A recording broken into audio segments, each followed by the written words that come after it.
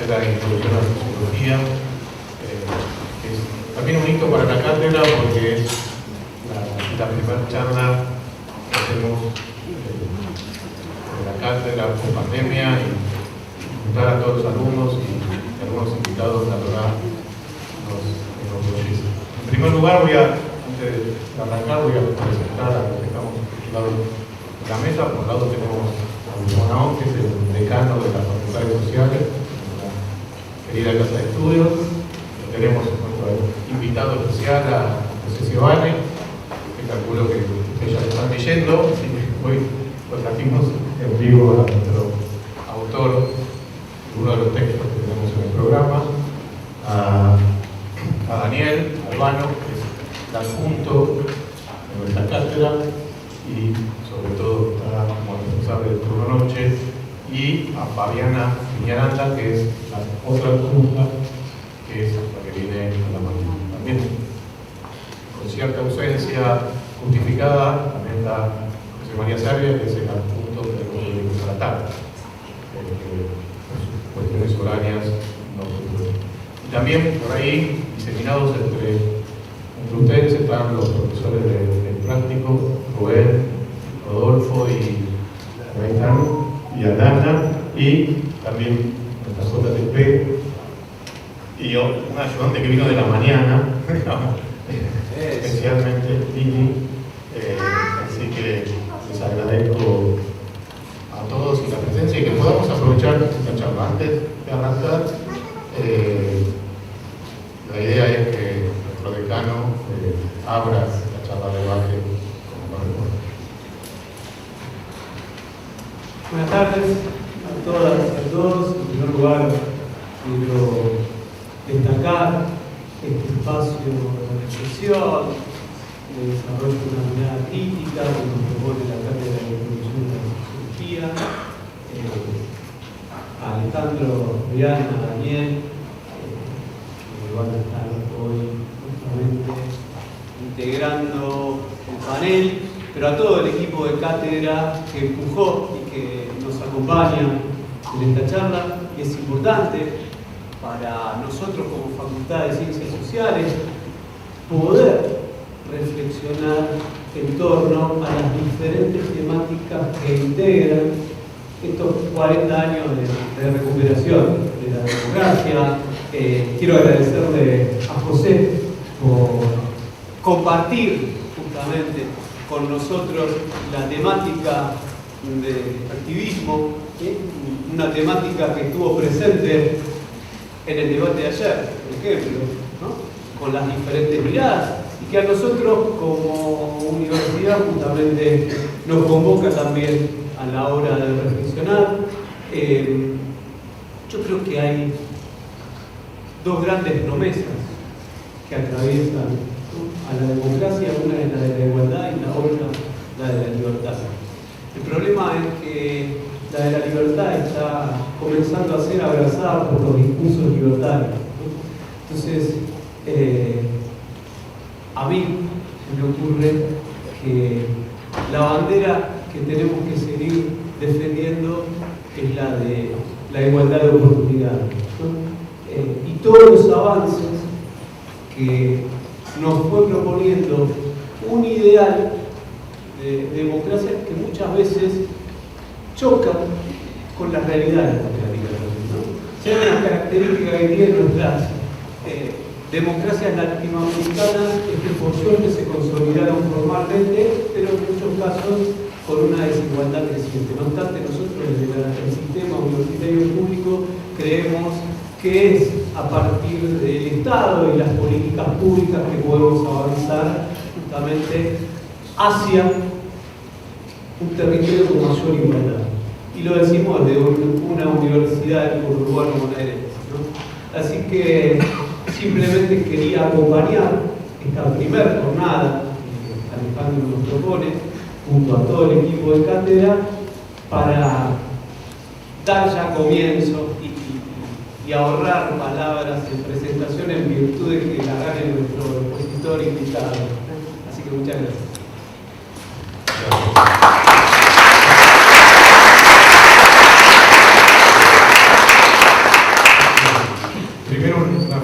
Facultad, me encontré a la jefa de trabajo práctico, le dije no, perdón, ahí está, dije la jefa. En segundo lugar, también a modo de resumen, entender por dónde viene estos análisis en nuestra materia, ¿no? Un pequeño raconto de lo que sucedió. En parte nos hicimos cargo de esa cátedra con todo el equipo, ya por el 21, sin saber que iba a haber una segunda ola, y nos volvió a sacar de la facultad. En parte nos reuníamos con el decano y nos decía, bueno, ¿cuál es la impronta de este equipo? ¿No? Y con toda la libertad de trabajar, lo primero que uno hace cuando entra a una cátedra y empieza a trabajar como jefe de cátedra con los adjuntos, es decir, ¿cuál es nuestra mirada? ¿Cuál es la temática? ¿Qué es introducción a la sociología? ¿Qué es la sociología? ¿Cuál es el apoyo? Justamente me acuerdo de una charla en el decanato diciendo que hay dos temas que nosotros queremos incorporar. No podemos salir del programa, no podemos salirnos de los clásicos, porque sabemos que es la materia de la facultad que da ese impronta, ¿no? De los grandes clásicos, los grandes pensadores de lo social tienen que estar sí o sí. Pero había dos temas que teníamos que hablar. Y uno era lo ambiental. Tal vez por rasgos personales de cada uno de nosotros, que son temas que trabajamos en nuestra vida profesional, y el otro era una revisión teórica de las perspectivas, con perspectiva de género. Nosotros fuimos por ese camino, tuvimos el apoyo institucional y sabíamos que eran temas de debate. Lo de perspectiva de género lo vamos a organizar tal vez en otra jornada, porque también es profundo y es importante, y no es solamente una mirada con perspectiva de género, es la revisión de los clásicos con perspectiva de género. Ese es uno de los textos que tenemos un poco más adelante, que es el texto de Caníbal y la bruja, ¿no? Ver, además, como un hito, ¿no? El tema de la quema de brujas como un proceso de análisis teórico, me pareció fantástico. Y el otro tema es lo ambiental. Y cuando pensábamos lo ambiental, nos preguntábamos, bueno, ¿cuál es, digamos, la lógica de poner en este pensamiento lo ambiental? Porque creemos que lo ambiental es la última frontera. Es nuestra última frontera de lo público. Acuérdense cuando ustedes leían a Marx, que planteaba en la división del trabajo, una de las cosas que dice Marx, a medida que avanza la historia, a medida que se desarrolla la división del trabajo, la propiedad va perdiendo todo su carácter comunitario. Es decir, pasa de esa tribu primitiva donde el producto del trabajo era de todos a la apropiación privada, por distintos periodos. Hoy ya llegamos, y lo decía recién el decano, está en la discusión, y no solamente está en la discusión el tema de la contaminación, del cambio climático, sino también está la discusión del espacio de todos, el espacio de la comunidad. ¿Qué nos queda? Se quedaron con los medios de producción, se quedaron con el trabajo, el capital absorbe cada vez más todas las instancias de nuestra vida cotidiana. Ahora va por los bosques, por el paisaje, por nuestra fauna. Allá algún candidato dijo, ¿cuál es el problema de contaminar un río? A mí me pareció grave y perverso, pero me pareció más grave y perverso cómo siguió su charla. No eso, hay muchos que dicen que es grave, ¿no? Contaminar. Lo peor, para mí, lo que más entendí que tiene que ver con la sociología, es cuando él dice, lo vamos a sanear cuando se transforma en una mercancía. Cuando necesitemos el agua, va a venir una empresa y lo va a sanear. ¿Cuál es el problema? Es decir, la mercantilización de absolutamente todo. Y ahí dije, esto es lo que nosotros venimos a poner en debate. Cómo esa última frontera de lo común, el espacio que llamamos público, el espacio de todos, vuelvo a decir, nuestros bosques, nuestra agua, nuestros paisajes, nuestra fauna, va a tener algún tipo de supervivencia en tanto sea mercancía, si no, quedará absolutamente fuera de la existencia. Entonces, es ahí donde relaciona nuestros textos, ahí donde aparece Marx, también aparece Weber y aparece toda la forma de pensar de nuestra construcción del sentido común, que es un sentido construido, y eso es lo que tenemos que debatir, eso es lo que tenemos que analizar, cómo pensamos ese espacio ambiental como un espacio de la comunidad, el último lugar que tenemos. No quiero ser dramático, pero quiero poner, digamos, que en función, lo que para que ustedes sepan, que son hoy nuestros alumnos, cuál es la lectura que queremos hacer de estas cuestiones ambientales. Por suerte, y gracias al equipo y a Mariana, lo conocía a José y lo pudo incorporar, porque otra cosa importante que siempre, obviamente hoy lo decía en práctico, no lo podemos hacer, pero sí lo hacemos en términos teóricos, que es leer, no una interpretación del texto. Ustedes no leen una interpretación de Marx, ustedes leen humanos, no leen una interpretación, salvo mi texto, obviamente que es el más importante, no leen una interpretación de Durkheim, leemos a Durkheim. Hoy no leemos interpretaciones, lo leemos a José y lo trajimos a José para que podamos hacer otra lectura de él, ¿no? de sus textos, con él. Y esto, la verdad, a mí me llena de orgullo, digamos, que aparte nos permite usar su bibliografía, digamos, sin ningún tipo de problemas, que la podemos compartir. Y bueno, antes de arrancar con el debate, también es importante, y quiero dejar la palabra a Dani, que esto se enmarca, digamos, también lo dijo el decano, en los 40 años de democracia. Para eso voy a pedir que Ani diga algo sobre ese tema.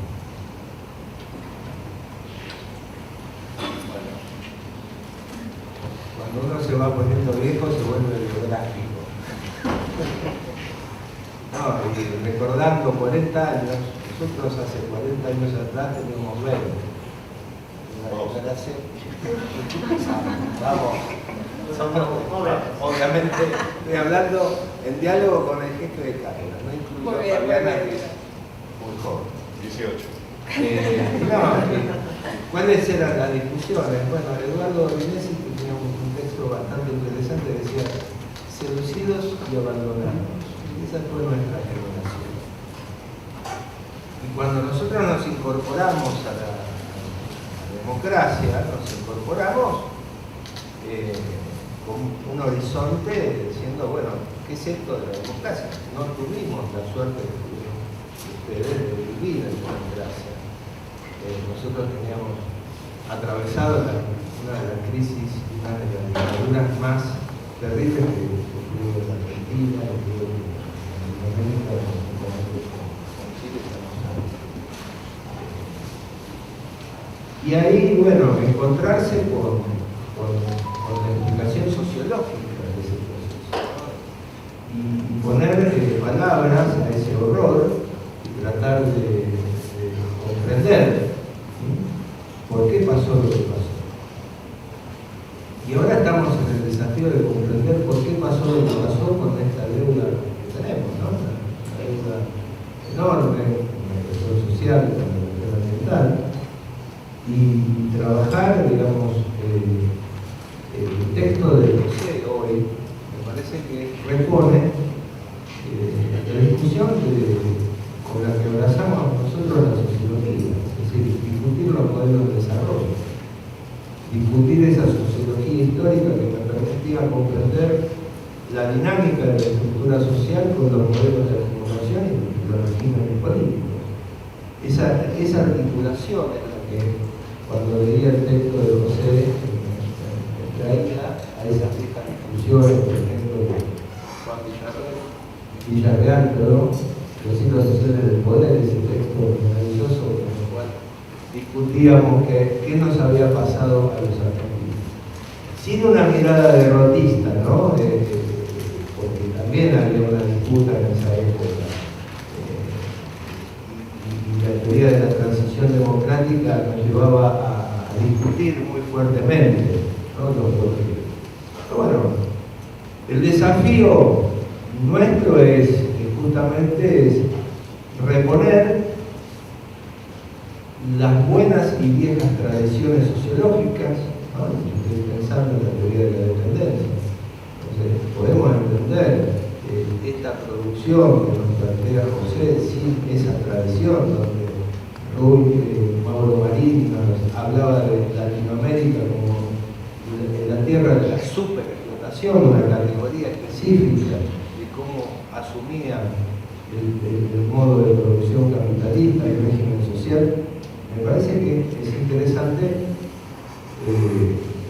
volver a esa tradición, a esas discusiones, desde la perspectiva latinoamericana. O sea, el neoliberalismo, como bien expresa, es multidimensional, pero en el extractivismo vemos una vía privilegiada para comprender la realidad no solamente de la Argentina, sino de Latinoamérica, de esta región. Muy rica, muy disputada hegemónicamente, y que nos lleva a preguntarnos sobre los vaivenes de la democracia.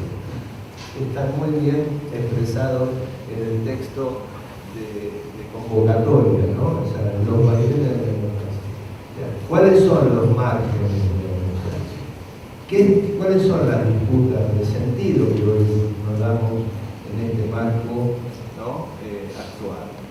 Sobre los límites y los desafíos de pensar la cuestión democrática. Y creo que nosotros como pueblo, y lo digo porque nos están bastardeando bastante, como pueblo tenemos que tener el orgullo de haber sido uno de los pocos regímenes políticos que puso presos a los dictadores. Eso me parece que es un valor enorme que nosotros tenemos que defender. Y otro valor enorme que tenemos que defender es la centralidad que el pueblo argentino le da al trabajo y a la educación. A través del movimiento obrero organizado y a través de una valoración de la educación pública que yo no vi en mis viajes a Chile o en mis viajes a Perú, ¿no? Donde justamente son países que han sido, digamos, derrotados por el neoliberalismo.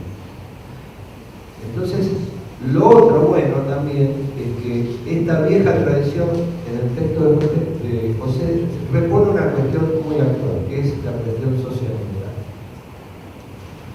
que tenemos también que reivindicar, y yo siempre lo digo, sin ser creyente, a nuestro Papa Francisco, que puso en la Laudatio un tema que para mí es central de discusión, digamos, contrahegemónica contra digamos, los poderes de facto, ¿no? del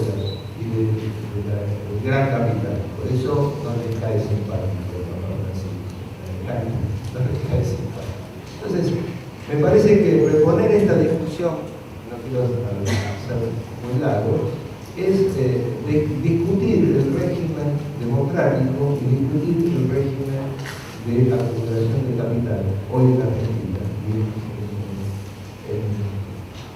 en Latinoamérica y mostrar las contradicciones entre democracia y capitalismo, que es una vieja tradición sociológica, ¿no? Es una vieja tradición sociológica. Así que además está, bueno, por todos los compañeros detenidos y desaparecidos presentes. Están acá.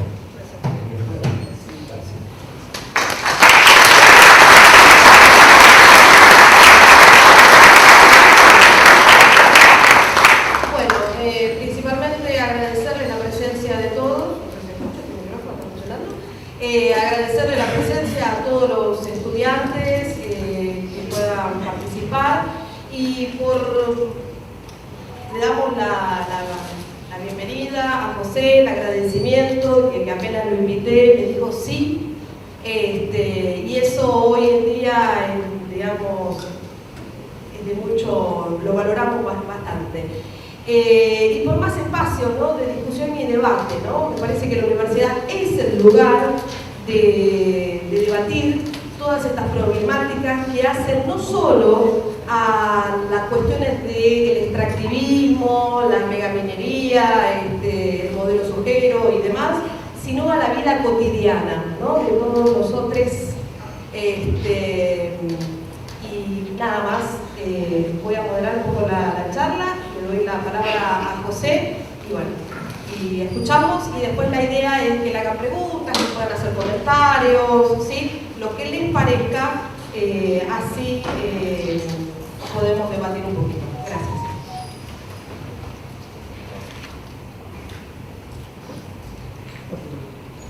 Hola.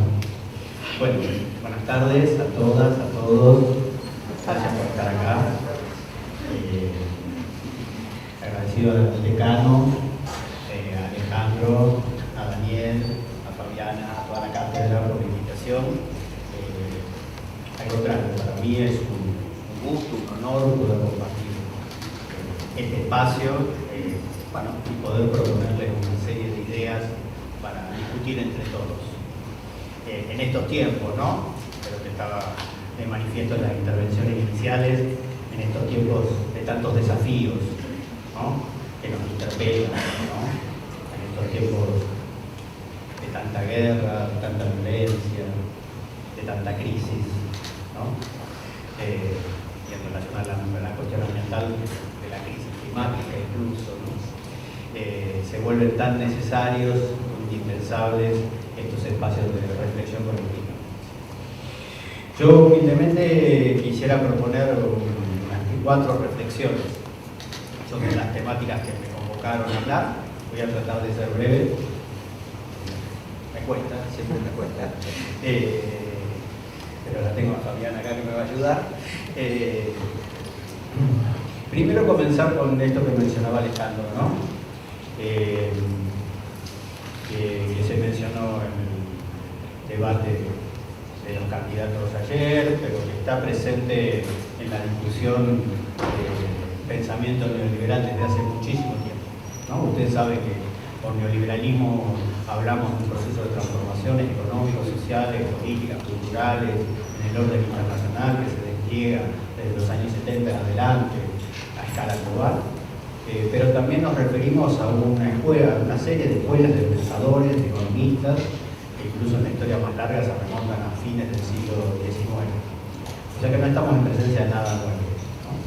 Y efectivamente, estos pensadores, claramente desde mediados del siglo XX, con la obra de Mises, o pasando por Hayek, hasta llegar a la actualidad, plantean esto que mencionaba Alejandro, que la resolución a la crisis ambiental supone un proceso de mercantilización del ambiente, ¿no? Que el problema es el carácter público de los bienes naturales, que cuando las cosas no son públicas no las cuidamos, y que para cuidarlas se necesita transformarlas en mercancía, ¿no? Es lo que algunos autores, Eduardo Brunner, entre otros, mencionan como la razón cínica del neoliberalismo, ¿no? Porque esta argumentación que supone justificar un proceso de mercantilización ampliado, un conjunto muy diverso de bienes, porque ciertamente están los bienes naturales, los que refieren al ambiente, a la naturaleza, pero también hay otro conjunto de bienes, los bienes sociales, el derecho a la educación, a la salud, ¿no? Incluso a la subjetividad, ¿no? Como vemos hoy mercantilizada en las redes, ¿no? Con el famoso Big Data, ¿no? Como las empresas venden nuestras búsquedas en Internet como modelo de negocio, ¿no? Y obtienen sus ganancias de vender nuestra privacidad, nuestra subjetividad, ¿no? El proceso ampliado de mercantilización de un conjunto muy diverso de bienes naturales y sociales, materiales e inmateriales, que es característico de las transformaciones neoliberales, es acompañado por esta reflexión de esta serie de pensadores que tienen una historia muy vieja y que promueven frente a la crisis ambiental justamente su transformación en mercancía como la respuesta al deterioro que las propias políticas neoliberales conllevan respecto del ambiente, de la naturaleza y de la vida en general. Es la razón cínica, porque está más que probado que este proceso de mercantilización del ambiente, lejos de suponer su preservación o su cuidado, supone un proceso de profundización de sus deterioros. Lo hemos visto a escala internacional, ¿no? Respecto en particular con el cambio climático. Ustedes saben que desde los años 70 hay numerosos estudios científicos que señalan que el cambio climático, el calentamiento global es producto de la actividad antropogénica, de la actividad de las sociedades humanas, particularmente vinculadas al capitalismo fósil, como lo llaman algunos, desde mediados del siglo XIX, ¿no? Al uso de primero el carbón, después del petróleo y del gas. Es Este proceso de cambio climático ha supuesto un conjunto de acuerdos internacionales muy numerosos desde los años 90, desde la Cumbre de la Tierra del 92 de Naciones Unidas, ¿no?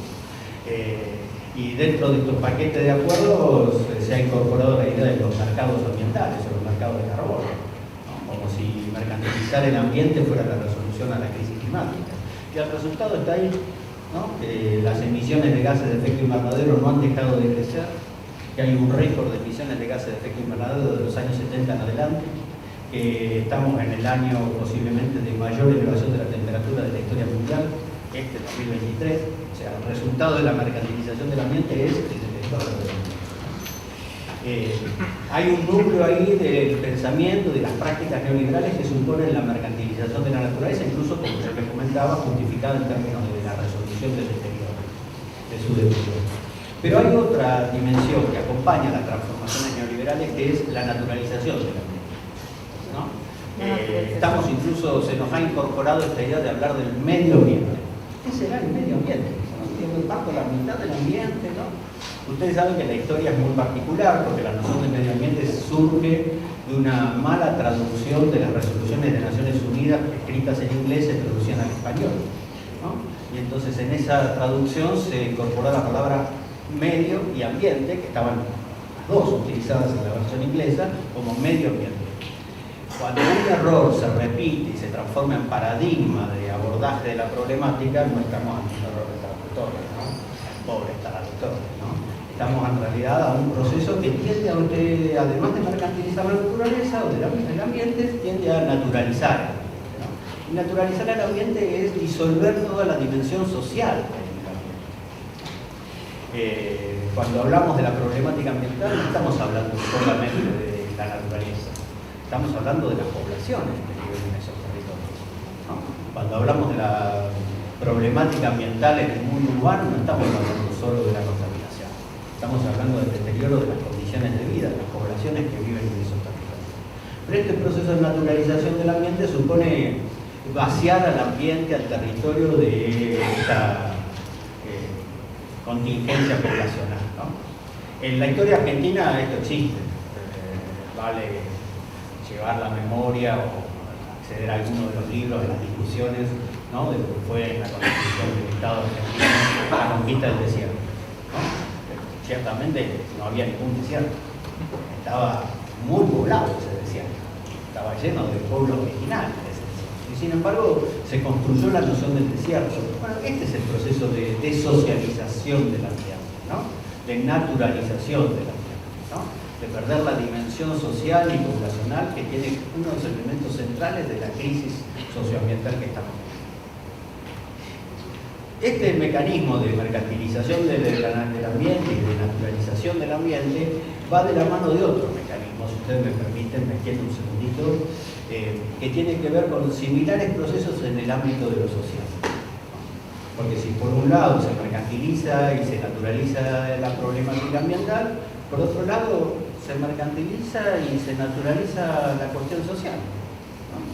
Estas dos dimensiones aparecen como divorciadas, ¿no? Lo social por un lado, lo ambiental por el otro. Bueno, simplemente es un retorno y una reformulación de una vieja dualidad sociedad y naturaleza que forma parte de un proceso de transformaciones iniciado en Europa, que tiene que ver con esa transición del feudalismo al capitalismo, ¿no? Del siglo XV al siglo XVIII, donde se constituyen estos dos mundos, mundos separados, divorciados, en el ámbito de lo discursivo y lo simbólico, pero también en el ámbito de las prácticas, ¿no? De las prácticas sociales. El neoliberalismo le agrega acá este proceso de naturalización y mercantilización de lo social, ¿no? Mercantilización de lo social en relación con estos procesos de precarización laboral, de destrucción de derechos, ¿no? Esta búsqueda de la construcción de una relación individual entre el capital y el trabajo, ¿no? De individualizar la relación capital-trabajo, ¿no? Que está tan presente en el precariado, en los trabajos precarios que hoy vemos incluso en la Argentina, ¿no? Con un número muy significativo, ¿no? Pero simultáneamente de naturalizar lo social, ¿no? Y naturalizar lo social evoca también un pasado de América Latina, ¿no? Que tiene que ver con la conquista y colonización española-portuguesa de América Latina, donde surgió esta idea de que se podía clasificar a las poblaciones en términos raciales, ¿no? donde hay una posibilidad de clasificar racialmente a la población. Eso es naturalizar lo social, ¿no? Entonces, en el marco de estos procesos vemos también el resurgimiento y la renovación de estas discursividades neofascistas, discriminadoras, ¿no? Racistas, ¿no? Que forman parte hoy también de estas transformaciones neoliberales. Esta disociación entre lo social y lo ambiental es el centro también del modelo extractivo exportador. Y ahora sí, voy a hacer un comentario que supongo que es medio del texto que ustedes, no sé si ya lo leyeron, si lo están por leer, si me odian porque es muy largo, no se entiende. Esas cosas a mí me pasan también, es solo ustedes. No, porque justamente una de las formas de esta disociación entre lo social y lo ambiental y este proceso de mercantilización y naturalización del ambiente tiene que ver con la constitución de este modelo extractivo exportador que remite también, ¿no? En términos de nuestra memoria como pueblo, nuestra memoria histórica, ¿no? A estas dinámicas de colonización y conquista de lo que llamamos América, o de nuestra América, ¿no? Pero que tiene una actualidad en términos de la apropiación transnacional, ¿no? Del oro y la plata, ¿no? Que fue tan sustantivamente importante para acelerar la transición hacia el capitalismo en Europa, ¿no? Pero que tiene una actualidad particular, ¿no? Porque cuando hablamos de extractivismo no hablamos de ese viejo extractivismo, sino que hablamos de un nuevo extractivismo, ¿no? Este nuevo extractivismo que justamente se constituye en el marco de las transformaciones neoliberales, ¿no? Este nuevo extractivismo que supone un proceso mucho más ampliado de mercantilización de la naturaleza, ¿no? Que supone este proceso de apropiación privada transnacional o vinculada a la valorización en el mercado mundial de un conjunto muy amplio de bienes naturales y que además supone impactos sociales y ambientales mucho mayores de lo que fueron los extractivismos anteriores, ¿no? No sé si lo han discutido, pero el texto ahí por ahí lo menciona, ¿no? Pero cuando uno piensa en la minería, se le viene a la cabeza habitualmente, o por lo menos a mí se me viene a la cabeza, que lo cual relevo, doy cuenta de mi edad, el viejo minero, ¿no? Del socavón, ¿no? Con el casco y la luz, ¿no? Que entraba en los túneles a sacar y que de alguna manera, bueno, fue la experiencia latinoamericana del siglo XX, el sujeto proletario que marcó enormes gestas de luchas sociales en América Latina, claramente con la revolución del 52 de Bolivia. La megaminería hoy no tiene al minero, ¿no? No produce ni siquiera proletariado, ¿no? Ocupa muy poquita mano de obra, es altamente tecnificada, pero además no construye túneles, ¿no? Explota el mineral que está en la capa superficial de la Tierra. Y eso tiene efectos sociales y ambientales mucho peores de lo que fue el socavón o la explotación del oro y la plata en el viejo Potosí, ¿no? Porque eso supone, por un lado, la destrucción del territorio. Ustedes habrán visto quizás alguna foto, ¿no? Esos cráteres enormes, ¿no?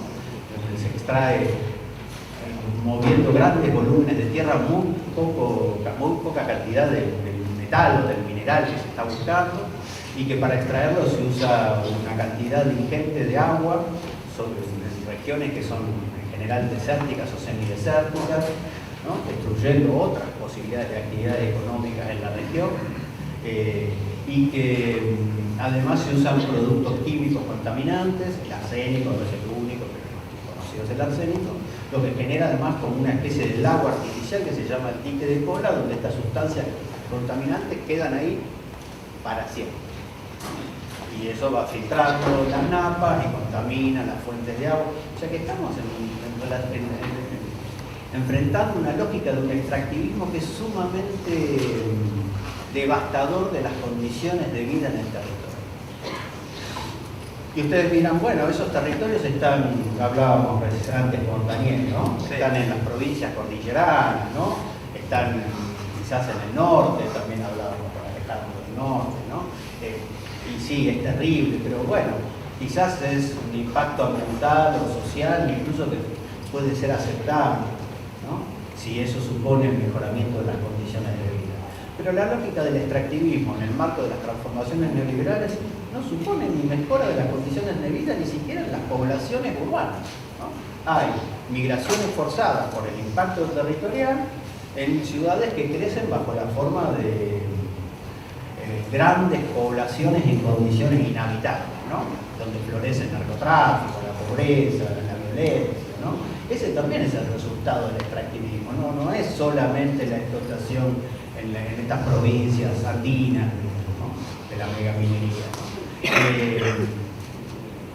Esta idea de que lo ambiental es un costo que se puede pagar para mejorar las condiciones de vida, para mejorar lo social, es una falacia, ¿no? Valga remitirse incluso a las condiciones de vida, a cómo han mejorado las condiciones de vida de provincias extractivistas, ¿no? Tradicionales como Catamarca, ¿no? Nadie ha visto florecer a Catamarca, aunque es la primera provincia argentina que desarrolló estas megamineras a cielo abierto. De ese extractivismo estamos hablando, ¿no? Un extractivismo que tiene sus lógicas tradicionales de las últimas décadas, la megaminería, el agronegocio, ¿no? Pero que tiene además sus dimensiones más actuales, que creo que lo mencionaban acá, ¿no? Cuando se establece toda una lógica de disputa, incluso geopolítica, en relación con los bienes comunes naturales que son necesarios para la transición energética. Se discutió un poco ayer también en el panel, ¿no? Estamos ante la crisis climática con la urgencia de avanzar hacia otras fuentes de energía. Esas fuentes de energía dependen de un conjunto de minerales que se ubican fundamentalmente en el sur del mundo, ¿no? La Argentina con Chile y Bolivia tiene la maldición, ¿no? Depende de cómo uno lo mire, ¿no? De tener uno de los principales depósitos de litio, ¿no? Y ahí está la lógica del extractivismo, de este extractivismo que se llama verde, ¿no? Este extractivismo orientado a la apropiación de estos bienes comunes naturales que son necesarios para la transición energética, ¿no? Y se vuelven necesarios para solventar la transición energética del norte, ¿no? Y entonces estamos en una lógica que de alguna manera reproduce el mismo patrón colonial del poder, ¿no? Que hemos estudiado quizás en alguna otra materia o en los libros de historia que mencionaba Daniel antes, ¿no? El despojo en el sur está pensado para sustentar la transición energética en el norte, ¿no? Ese nuevo extractivismo verde, ¿no? Que está hoy presente en la Argentina y que está presente en la provincia de Jujuy, ¿no? Hemos visto las escenas de la represión en Jujuy, ¿no? El levantamiento de los pueblos originarios. ¿Por qué? ¿Por qué se levanta? Porque la reforma constitucional supone la posibilidad de expropiar sus tierras originarias para garantizar la explotación del, por eso se levanta.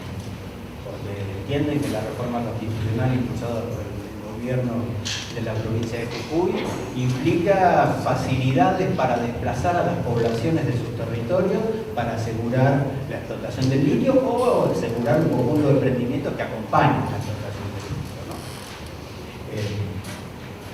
Bien. Con esto yo quisiera hacer una última mención al tema de extractivismo y democracia, ¿no?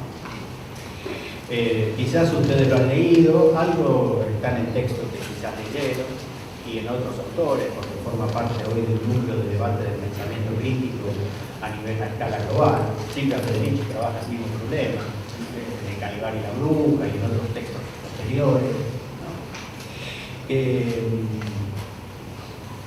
Estas transformaciones neoliberales, este proceso de mercantilización ampliada de un conjunto muy diverso de bienes sociales y naturales, supone una lógica de acumulación del capital. Nosotros quizás hemos leído algo a Marx y pensamos que la acumulación del capital se basa en la plusvalía, ¿no? En ese trabajo no remunerado, ¿no? Que el trabajador hace, que es la diferencia entre el valor de su fuerza de trabajo y el valor que incorpora en la producción de los bienes, la jornada laboral. La plusvalía es una de las fuentes clásicas de la acumulación del capital. Pero acá con el neoliberalismo aparece otra forma de acumulación del capital, ¿no?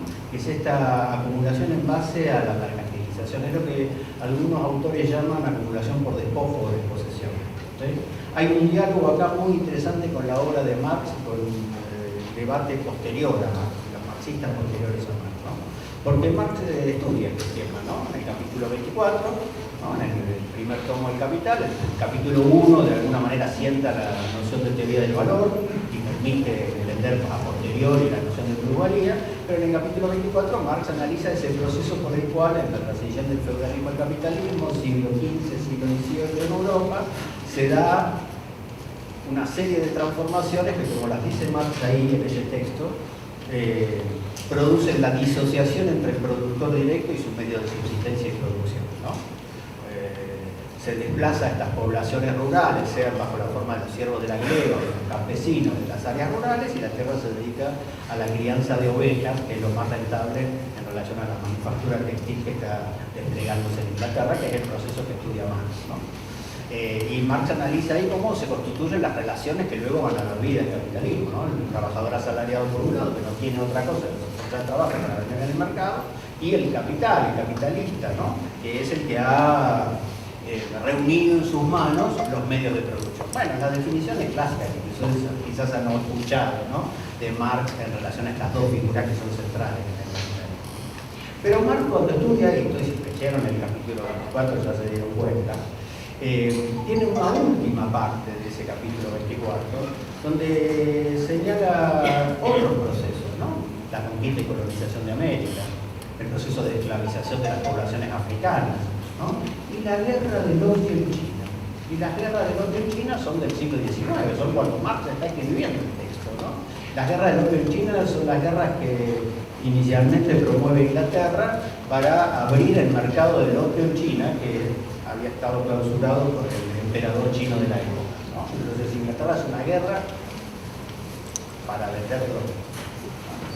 Sí, no estoy exagerando, la guerra para las drogas, no sé cómo la llamarían, ¿no? Y Marx dice, bueno, eso también es el producto de la acumulación. O sea que en Marx no está la idea de que ese producto ese momento está cerrado, que es una etapa del capitalismo. Bueno, esto originó después grandes debates dentro del movimiento marxista, que no me voy a detener, pero ciertamente hay una recuperación de este Marx, por Cicatriz, por Benjamin Harvey, por un montón de autores actuales, que dicen esos mecanismos que estudió Marx en la acumulación originaria hoy forman parte central de la acumulación del capital bajo estas transformaciones neoliberales. Como son actuales y no son del pasado solamente, le vamos a poner un nombre, la acumulación por despojo y disposición.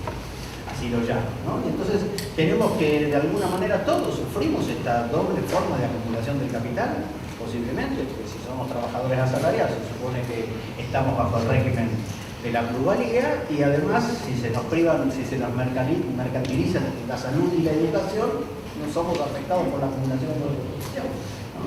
Y esa es la elaboración tan interesante que promueven estos autores para entender la especificidad del capitalismo actual, de lo que llamamos neoliberal. Pero yo quería, con este introito, para volver a una parte de Marx cuando analiza este proceso de acumulación originaria y dice, bueno, para la acumulación en base a la plusvalía, sobre todo actúan mecanismos de coacción coacción económica e ideológica.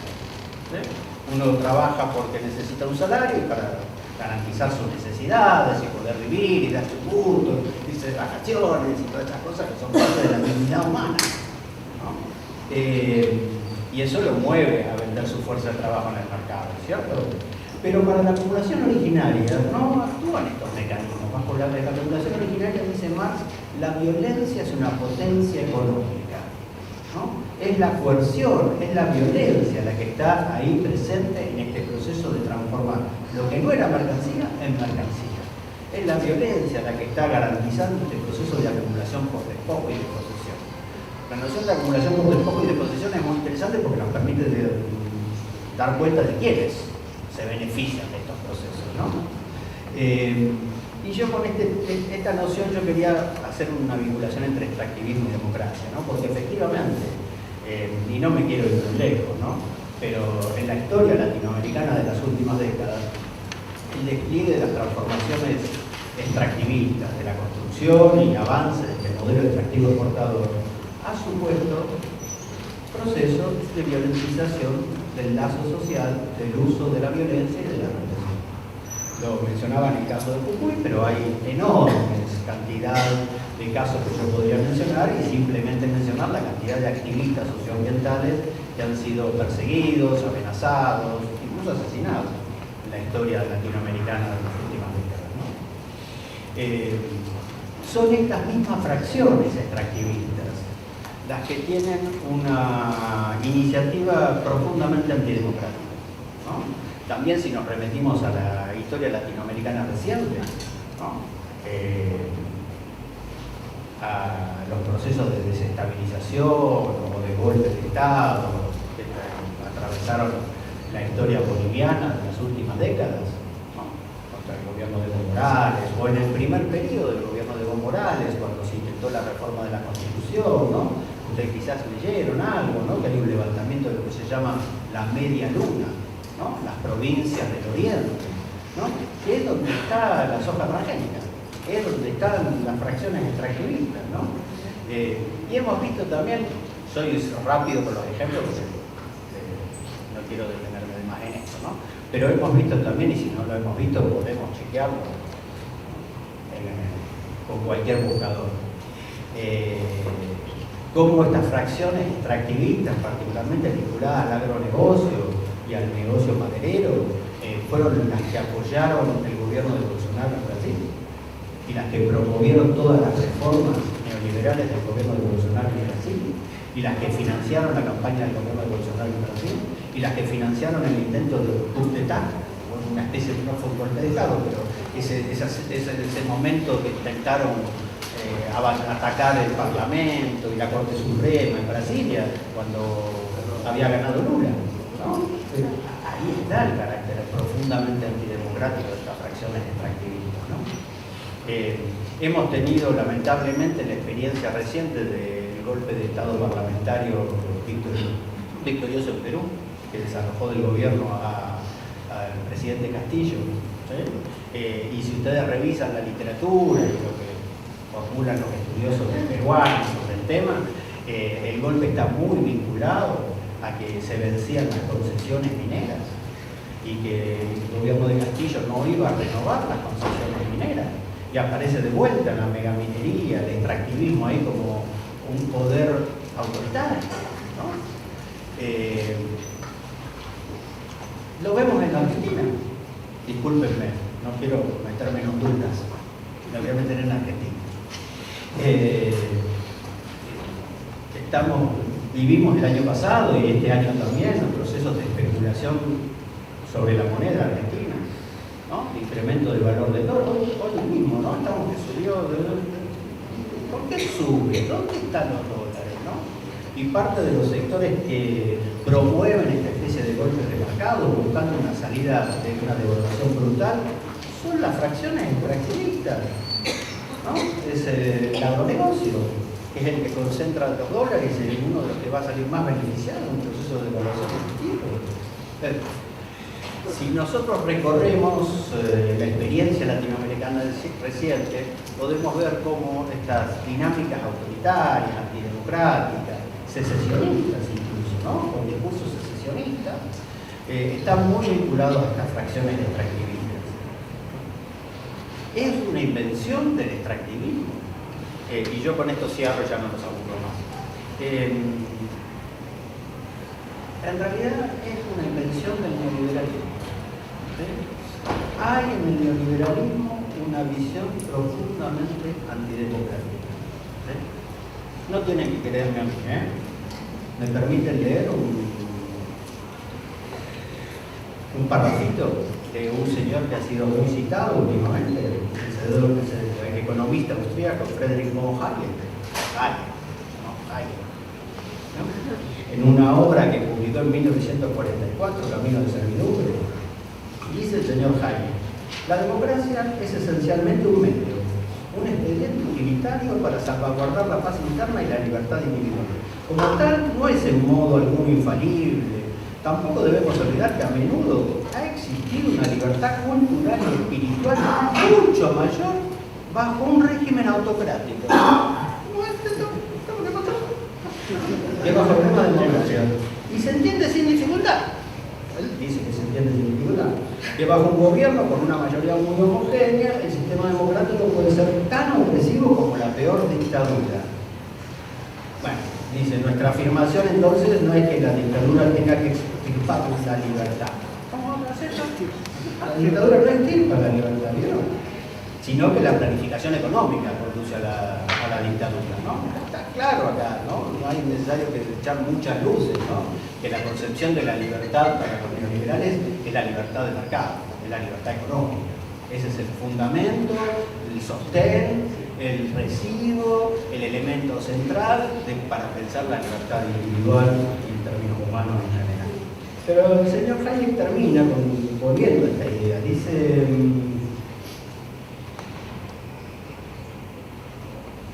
un gobierno, aunque fuese democrático en su forma, si acometiese la dirección centralizada del sistema económico, destruiría la libertad personal más a fondo de lo que lo haya hecho jamás ninguna autocracia, ¿no?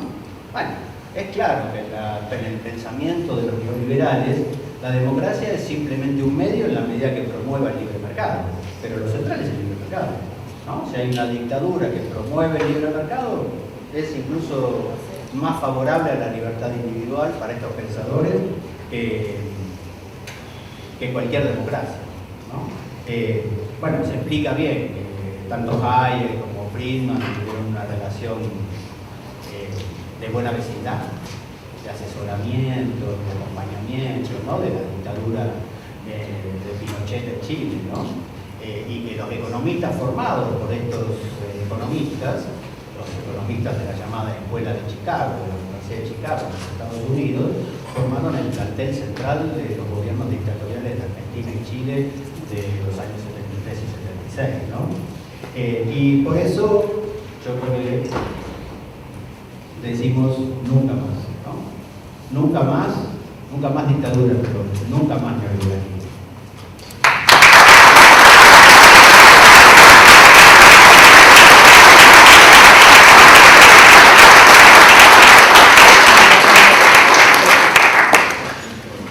Bien, muchas gracias. No. Me fascinó el concepto de transmuerte, ¿no? Es una unidad de contradicción, diría que, ¿no? Fantástico, porque la idea de verde siempre nos tiene llevado por el camino de lo sustentable. Me parece bien, abrimos el debate, la charla. Yo tengo mis preguntas o mis cuestiones, pero quiero abrírselo, Fabi. Sí, bueno, lo que estaría bueno, sobre todo porque estos temas los vamos a seguir tratando en las clases y demás, abrir un poco el debate, si tienen preguntas, comentarios, si hay algo que no se entendió. Para mí fue brillante, no sé qué les habrá pasado con ustedes, qué les habrá parecido a ustedes, pero bueno, si pueden, abrimos un poco las preguntas que en general. Sí, allá, ¿cómo es tu nombre? Norberto, y sos alumno de la... Bien, dale. ¿Querés acercarte? Porque no sé si te vamos a escuchar. Dale.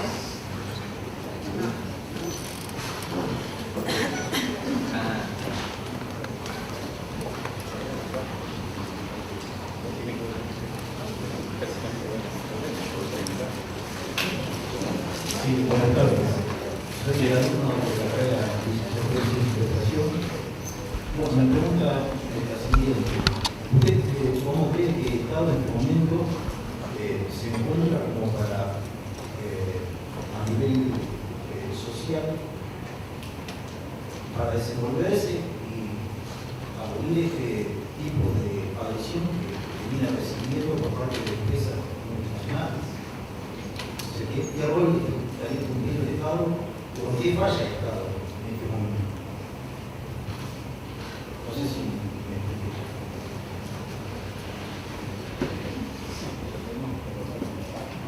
Sí, si hay alguien más que tenga alguna pregunta, vamos retomando, así después José puede articular a lo mejor varios temas al mismo tiempo. Sí, las estamos anotando, ¿eh? No es que no queremos contestar, porque tenemos Sí. varias preguntas. ¿Alguien más? ¿Alguien más? Aquí. Acá, allá. Lilia, antes de que bajes. Lilia. Sí, hay dos o tres. Igual las estamos anotando. Mi nombre es Sebastián, de la carrera de periodismo.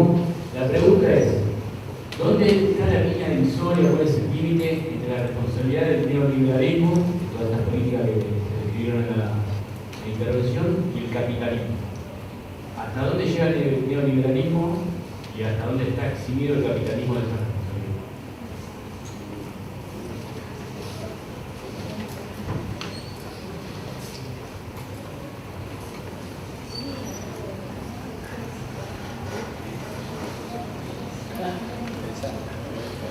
Quería consultar cómo era posible tratar estas temáticas en una sociedad que cada vez está más alejada de estas temáticas y, bueno, nada, está medio metida en espectáculos, una cuestión medio como que se debate esos tipos de cuestiones que tal vez responden más a la formación de fondo, ¿no? Bueno, cómo lograr este debate en la sociedad que cada vez está más alejada. Principalmente creo yo por el alejamiento que tienen las ciencias de la sociedad, ¿no? Cómo se desplaza la sociedad de ese pensamiento científico. Bien.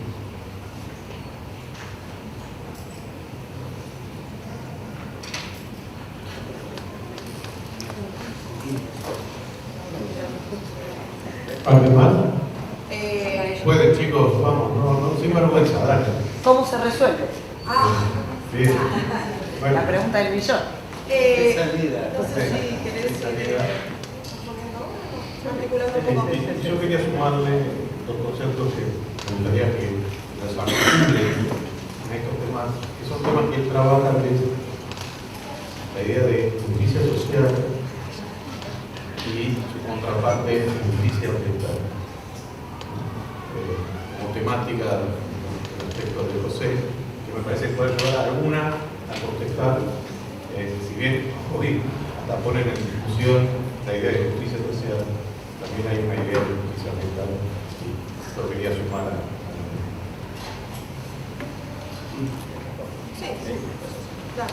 Bueno, muchísimas gracias por la paciencia, por las preguntas. Las respondo no en el orden que se hicieron. Primero neoliberalismo y capitalismo. Bueno, eso depende de quién le preguntes. Yo te respondo lo que yo pienso.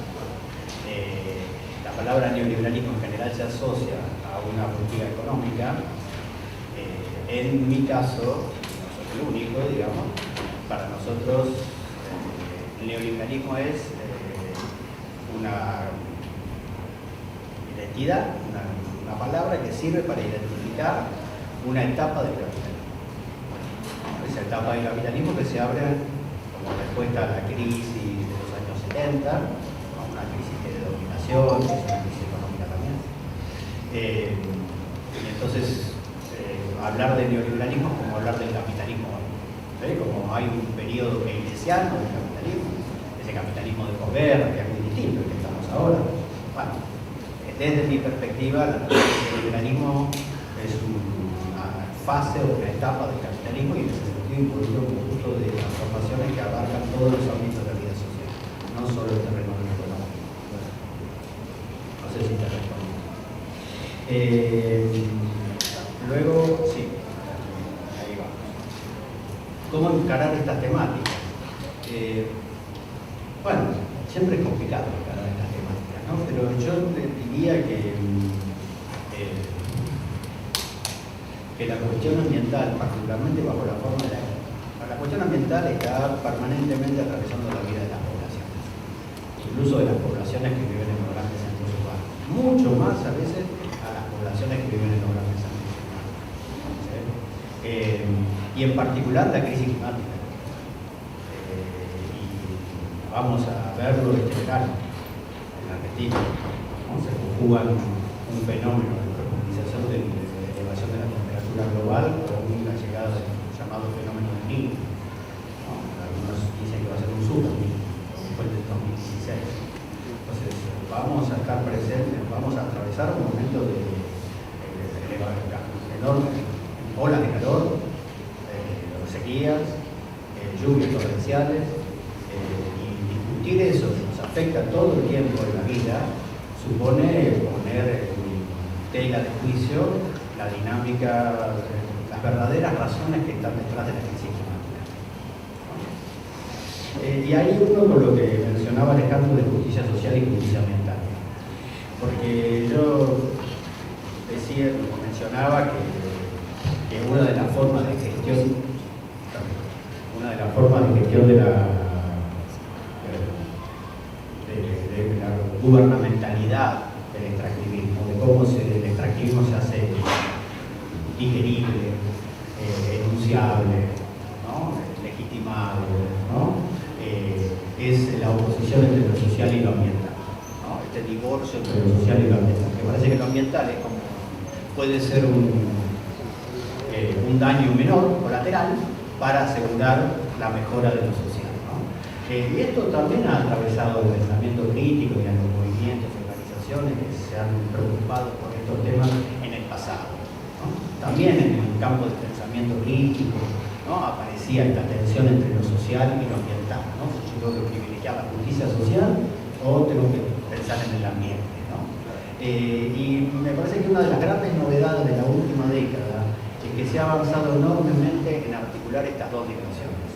La articulación de estas dos dimensiones en el campo de lo programático aparece bajo la forma de esta doble noción de justicia social y justicia ambiental. Así aparecen los movimientos que se preocupan sobre estos temas en relación a la crisis climática, ¿no?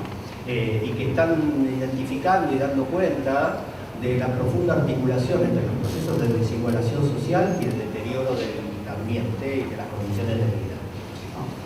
La crisis climática es notable en ese sentido. No me quiero extender, pero ustedes piensen que la crisis climática deviene de las emisiones de gases de efecto invernadero, ¿cierto? Bueno, el 50% de los gases de efecto invernadero que se emiten en un año corresponden al 10% de la población mundial, al 10% más rico de la población mundial. El 50% más pobre de la población mundial emite el 7% de los gases de efecto invernadero. Ahí está la desigualdad social en el marco de la crisis climática. No hay resolución de la crisis climática sin abordar la problemática de la justicia social, ¿no? Como no hay resolución de la transición energética si no se aborda el problema de la desigualdad energética, la imposibilidad de ciertas poblaciones de acceder a un consumo digno de energía, ¿no? Para ponerlo en otras palabras, ¿no?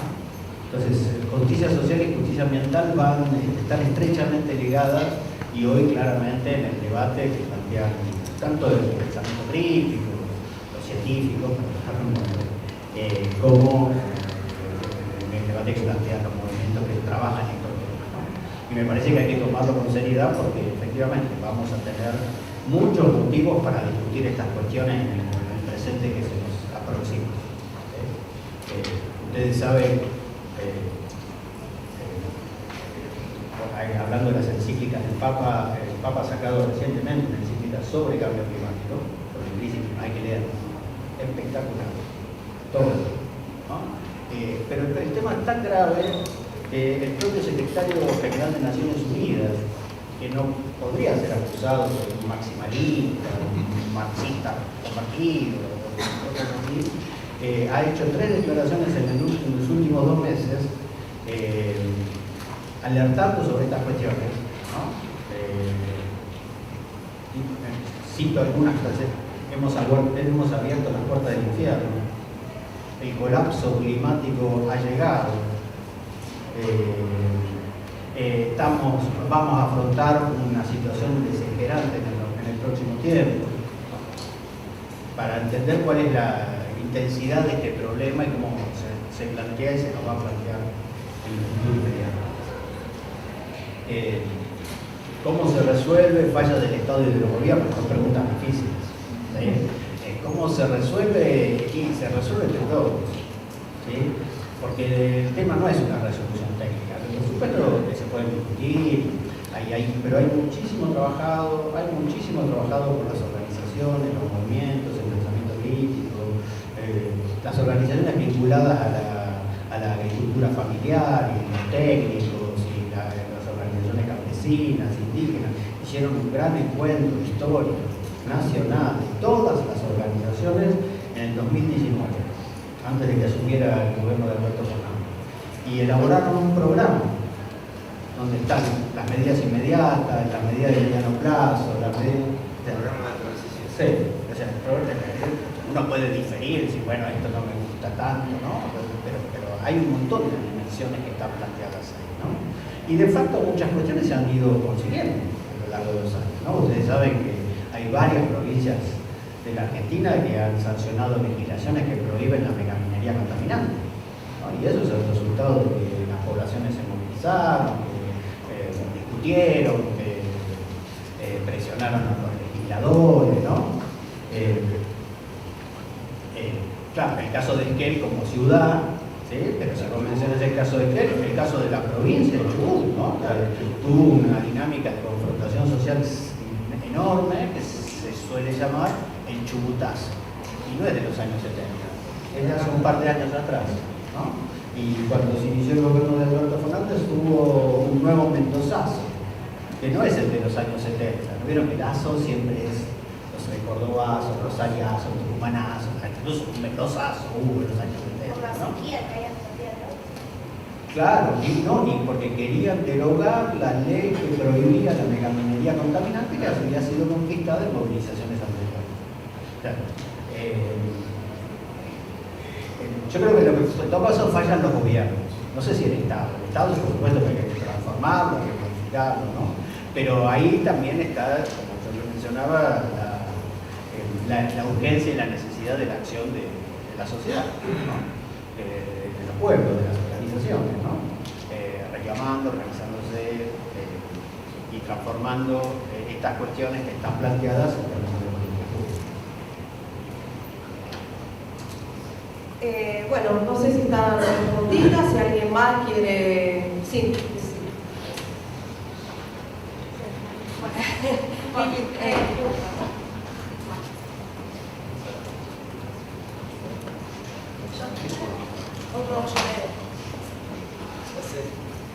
Hola, mi nombre es Nadia y soy estudiante de Ciencias de la Educación.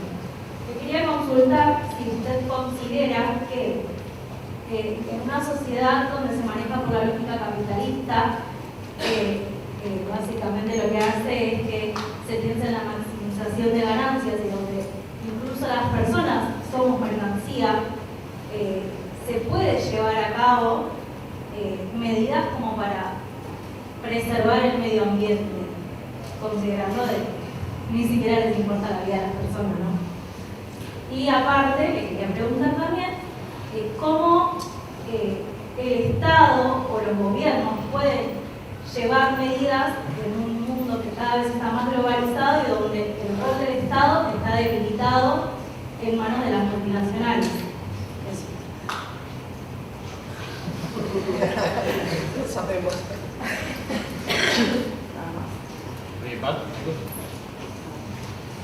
Allá.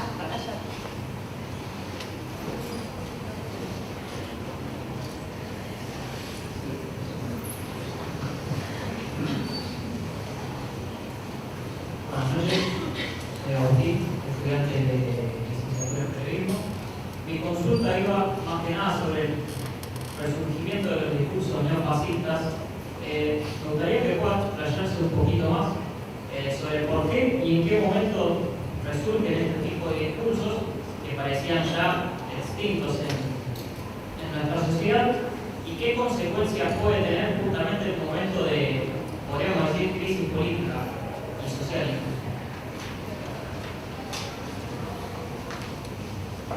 ¿Algún tema más?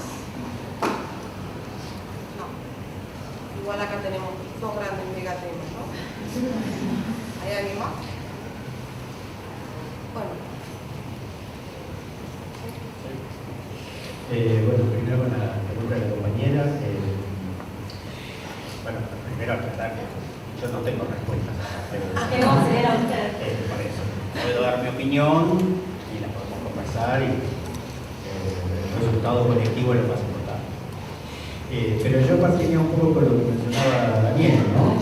De cómo en el pensamiento crítico se elaboró, se estudió y se formuló con mucha precisión la contradicción entre democracia y capitalismo.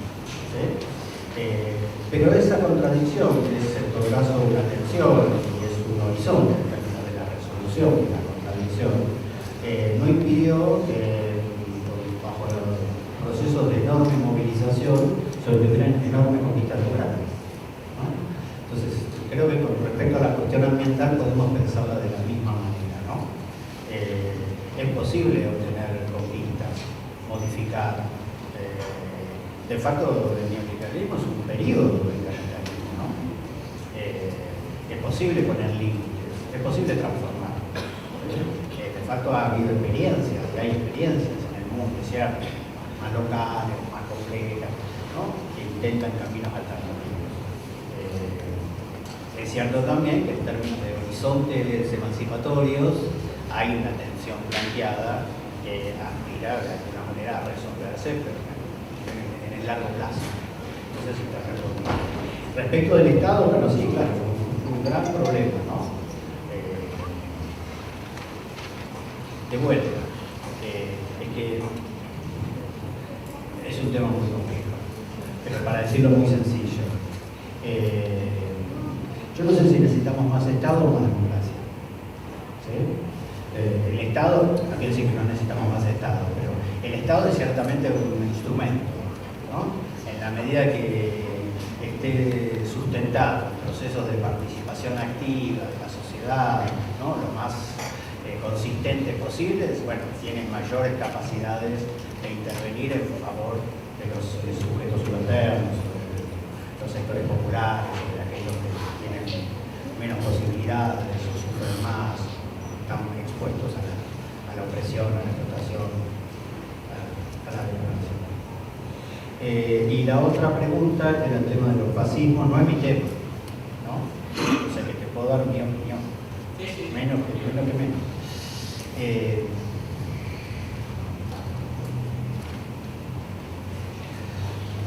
Mi opinión es la siguiente. Las transformaciones neoliberales suponen un proceso continuado de desigualación social. Todos los estudios internacionales y locales serios muestran cómo ha habido un proceso acentuado de concentración del ingreso y la riqueza a escala global, regional, incluso nacional en algunos casos, entre los 70 y la actualidad. ¿Sí? Ese proceso de desigualación social supone la producción en conjunto de una población condenada a la pauperización. ¿Sí? El fascismo surge, es recuperado, ¿no? Porque tiene estas memorias de la conquista y colonización de América, o tiene esta memoria más reciente del nazismo y de los fascismos europeos, ¿no? De mediados del siglo XX, pero no es ni la conquista y colonización de América, ni son los fascismos europeos ni nazismos de mediados del siglo XX, ¿no? Que eran industrialistas, no eran neoliberales, ¿no?